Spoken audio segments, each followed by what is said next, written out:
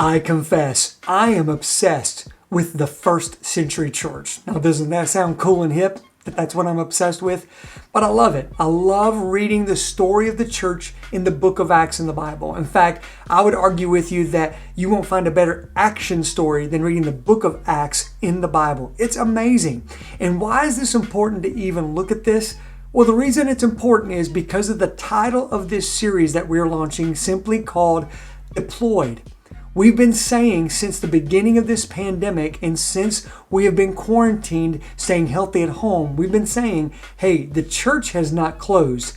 We've closed our campus, but the church is more open than ever before because guess what? The church has left the building. We are now out in the community, in our homes, and in some businesses, maybe a lot of businesses at this point.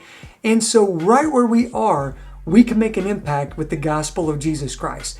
You won't find any better motivation to understand this and to live it than when you look at the story of the birth of the church in the book of Acts. When you look at Acts chapter 1, you find that there were 120 believers there in Jerusalem waiting for the promised arrival of the Holy Spirit that Jesus had told them about.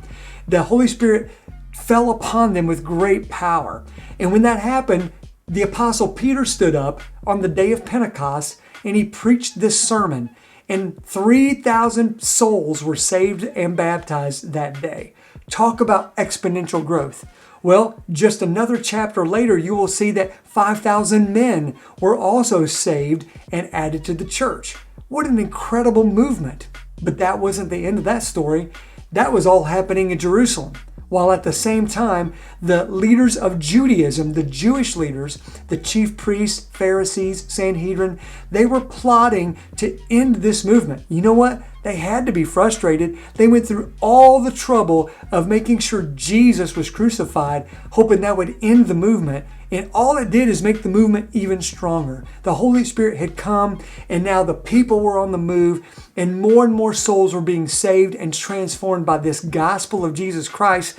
People were leaving Judaism by the droves and joining this new movement called the Way. What are they going to do? Well, they had to put a stop to it. At one point, they arrested all the apostles and put them in jail, but then an angel came and sprang them from jail. Well, that didn't stop them either. In fact, their plot culminated in this one big event when Stephen, a very good man and a holy man, was literally murdered by the Jewish leaders. His death sparked two things. One, a great movement of persecution. Folks like the Saul, who eventually became the Apostle Paul, began to ravage the church. People were trying to arrest and even kill those who claimed to follow Jesus Christ. Okay? So that's a big thing that happened.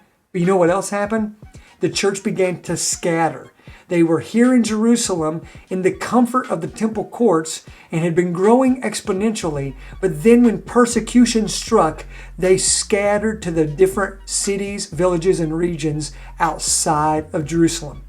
At first look, that may sound like a tragic thing that happened. However, that's not at all what happened. In fact, God redeemed that persecution to create a gospel movement where souls were saved all over the place, even to other places in the world that they had never dreamed they could probably take the gospel. It's pretty amazing to see it.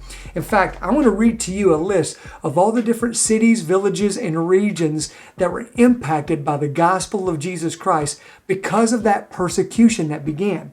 We have Samaria, Ethiopia, Damascus, Lydda, Joppa, Caesarea, Phoenicia, Cyprus, Antioch, Cyrene, Salamis, Paphos, Perga, Pamphylia, Pisidia, Iconium, Lystra, Derbe, Italia, Syria, Cilicia, Phrygia, Galatia, Troas, Philippi, Macedonia, Thessalonica, Berea, Athens, Corinth, Ephesus, Achaia, Asia, Tyre, Ptolemais, Sidon, Malta, Puteoli, and Rome.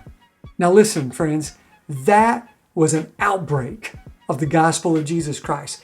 There was a spike in life transformation. And you know where it started? It started with persecution. Persecution in the first century resulted in a gospel movement. Could it be that a pandemic in the 21st century would ignite a gospel movement right here today? Well, that is my hope and prayer.